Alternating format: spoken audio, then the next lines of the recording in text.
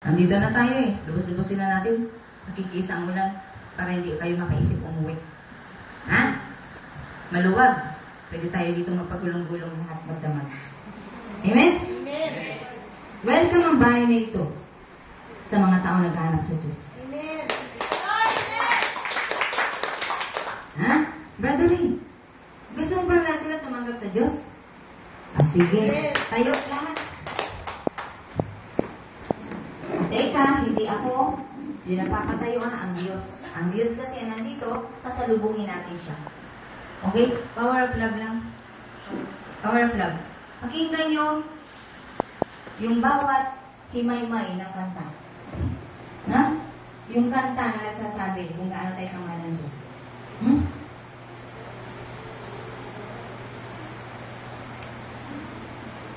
Ang Diyos ay Espiritu, at ang Diyos ay nakikita tayo. So, teka muna, ayusin natin ang sarili natin. Okay naman ang damit, diba? Naligo, nagpabango. Yun lang ba ang mahalaga sa harapan ng Diyos? No. Tumayo ka dyan at magpasakot ka sa Diyos ngayon. Praise the Lord. Amen. Bigay mo ang sarili mo sa Diyos ngayon. Kahit natanggap mo na siya before pa, kapag ito'y gawain ng Diyos, i-offer mo yung sarili mo sa Diyos. Tuwing pupunta sa gawain ng Diyos, ang sarili mo ang i-offer mo sa Diyos.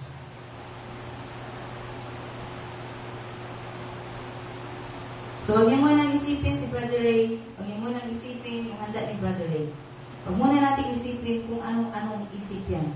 Ha? Isa lang ang dapat natin isipin ng ating pinag-uusapan dito para pareho natin siyang kailangan.